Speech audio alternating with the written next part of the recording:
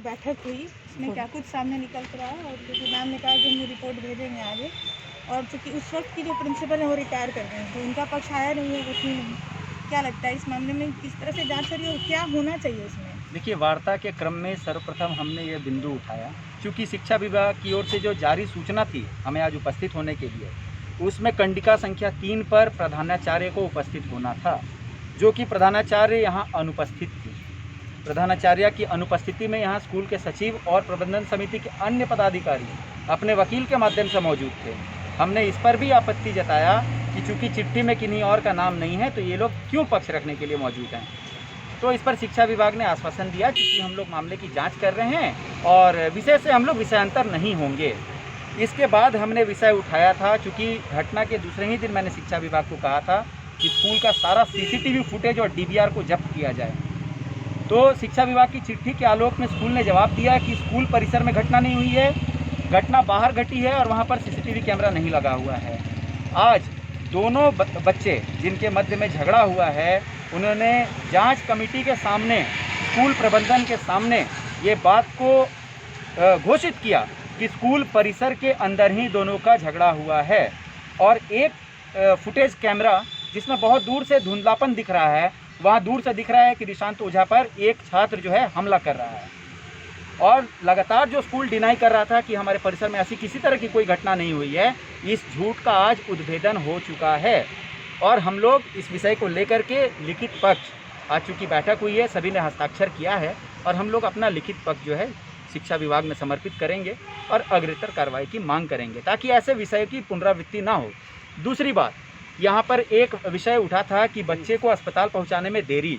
मैंने जांच कमेटी के सामने यह विषय उठाया कि राष्ट्रीय बाल अधिकार संरक्षण आयोग का ही एक निर्देश आया था। आपको ध्यान होगा 2017-18 में एक दिल्ली के रेयान पब्लिक स्कूल में एक छात्र का मर्डर हो गया था। उसके बाद ने NCPCR ने गाइडलाइन देश के सभी स्कूलों को लागू किया कि आपको अपने स्कूल में फर्स्ट एड के लिए एक प्राथमिक उपचार के लिए डॉक्टर या विशेषज्ञ को रखना है, और दूसरा एम्बुलेंस का प्रबंध स्कूल समिति को करनी है। तो 2 से 3 वर्ष बीत गए, आज तक आपके पास एम्बुलेंस का अभाव है। यह कहीं ना कहीं आपकी लापरवाही को इंगित करता है। हमने इस पर भी कार्रवाई का आग्रह किया है। तो स्कूल प्रबंधन की ओर से बैठक के दौरान ही आश्वस्त किया गया कि हम लोग निकट भविष्य में शीघ्र यथाशीघ्र एम्बुलेंस का प्रबंध करेंगे। चूँकि एक अच्छा पहल उनकी ओर से यदि इस पर अनुपालन किया जाएगा तो ये अच्छा पहल होगा। कभी भविष्य में खुदा न खास्ते इस तरह की कोई भी घटना घटित होती है तो प्राथमिक उपचार में देरी नहीं होगी। और ये जो केस हो गया था, आप बता रहे थे कि हमको थाना से खून जाता था, ये केस कैसे हुआ था? एक बच्चे के साथ जो घटना घटी, उसी दिन बच्चे के पेरेंट ने स्कूल प्रबंधन पर लापरवाही का आरोप लगाते हुए बिष्टुपुर थाना में शिकायत दर्ज किया था, जिस पर FIR दर्ज हो चुकी है। उसके बाद 2 दिन के बाद स्कूल की प्रिंसिपल ने पेरेंट्स को और हम लोगों को बातचीत के लिए बुलाया था। षड्यंत्र पूर्वक हम लोगों के साथ यहाँ पर मारपीट किया गया, केस उठाने का दबाव दिया गया। उसके बाद इन्होंने एक केस दायर किया बिष्टुपुर थाना में, मिथ्या आरोप गढ़ते हुए हम लोगों पर कि हम लोगों ने आकर के बदसलूकी किया, मारपीट किया। उसी केस के आलोक में दबाव बनाने के लिए लगातार बिष्टुपुर थाना की ओर से कभी फ़ोन आता है पेरेंट्स को कि आप आइए, अपना पक्ष रखिए, और वहाँ पर जाने के बाद कहा जाता है कि ये सबसे क्या रखा हुआ है, आपका बुलाते हैं स्कूल के लोगों को, समझौता कर लीजिए क्योंकि आपका बच्चे को वहीं पर पढ़ना है, फिर भविष्य में भी कुछ इस तरह का हो जाएगा।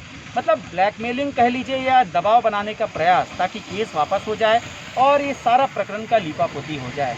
इसलिए ही हम लोग लगातार बाल अधिकार संरक्षण आयोग पर हमें पूरी आस्था और विश्वास है कि वे हमारे साथ न्याय करेंगे, और उसी कड़ी में कहीं न कहीं ये जांच का जो दबाव है जिला प्रशासन पर पड़ता है, और ये लोग 6 से 7 महीने के बाद आज जागते हुए आज मामले की जांच कर रहे हैं। इस पर कार्रवाई किस पर होनी चाहिए? इस पर कार्रवाई स्कूल प्रबंधन पर होनी चाहिए, क्योंकि दोनों बच्चे जुवेलाइन हैं, इनकी ओर से आपस में मिसअंडरस्टैंडिंग हुई होगी, दोनों के मध्य झगड़ा हुआ।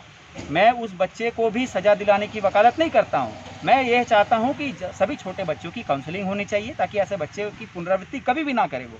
लेकिन स्कूल प्रबंधन ने इलाज के नाम पर जो लिपापोती किया, उसके बाद से पेरेंट को दबाव बनाने का प्रयास किया। स्कूल को एक कार्रवाई होनी चाहिए, ताकि एक सबक सभी स्कूलों के मध्य जाए कि इस तरह की घटना और झूठ नहीं बोलना चाहिए।